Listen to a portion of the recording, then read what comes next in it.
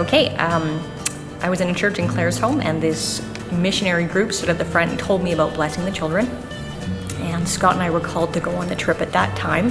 And when we came back, God was very clear that I was to get involved with blessing the children. And so this verse came up, James 1:27, religion that our God, our Father, accepts as pure and faultless is this, to look after orphans and widows in their distress and to keep oneself from being polluted by the world. And so I went to a part-time job and started working part-time in the office with blessing the children. And over the years, now it's my fifth time, it's 2022, and this will be the fifth time of going over. And it was interesting that the call is stronger now than it was then. And the love of the children and the love of the people and just wanting to be involved and knowing that God wants me to do this. Here we are, the fifth time. So we have two schools over there, kindergarten to grade 12, 2,500 students, 200 of those are in a sponsored program. We have offices in Canada, US, and the main one in BCDO, which is in Bishoftu. 3 social workers. We now actually have a sponsorship program for pastors, which we always knew God, you can't just feed a person, you can't just feed a child or their family.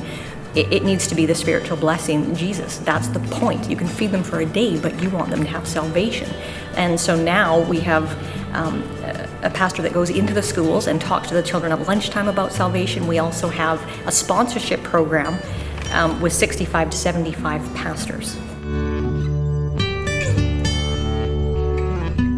It's interesting because I wasn't going, and I had resolved to the fact that since 2013, I always knew that I was supposed to go, and Scott said that he hadn't heard confirmation from God that I was supposed to go. He said go, but he just hadn't heard from God. And so every trip for the last 4 of them, same thing. He's like, go.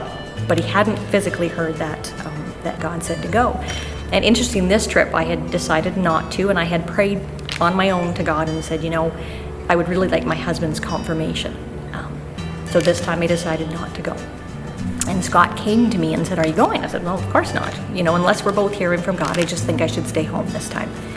And he said, well, it's funny because I think you're supposed to go. And he said, I know that you are supposed to go. And he said, I've been praying about it. And it's a strong feeling. He said, you need to go. And now we're both hearing. So God has definitely decided I'm going on this trip.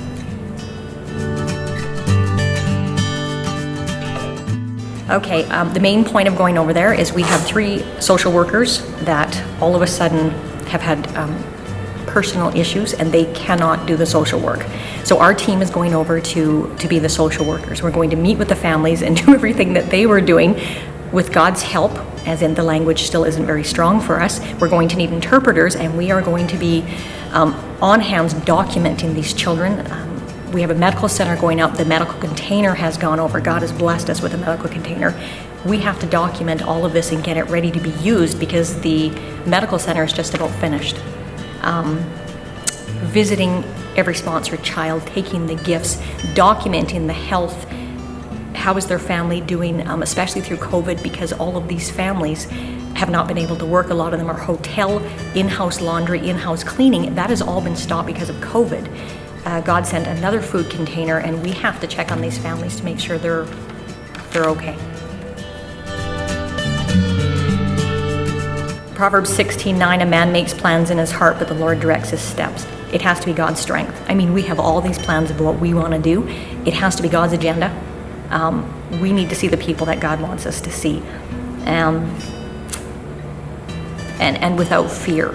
I mean, Joshua 1:9, have I not commanded you, be not afraid, do not be discouraged, for the Lord your God is with you wherever you will go. It's not easy to go into those homes to see the state that the children are in, going to bed hungry. And so not only that, the pastor sponsorship program, which is exploding, Muslims coming to Christ, the need there is so great. And we need to be able to do this job without being fearful. This is a very tough situation. This is very hard for them. God has moved in incredible ways. So we need to be able to do in the short time that we're there, accomplish everything that God wants us to do and stand They're having trouble sleeping over there, so I'm praying God would supply the financial need. The medical center roof is not on. We need $20,000 US. He supplied all of the stuff to go in the medical center, but these pastors and the sponsorship children need their daily food, and most of all, they need Christ.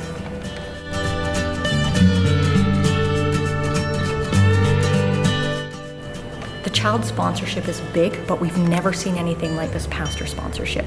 It has exploded. It's only been going about a year and a half.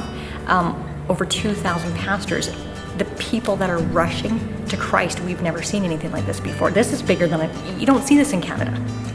But the need for Christ is so strong over there, and they will risk everything, including their own lives. And some of them have lost their lives to have Christ. And the fruits and the multiplying in the church, it's exploding. So thank you, church family, for praying for Sheila.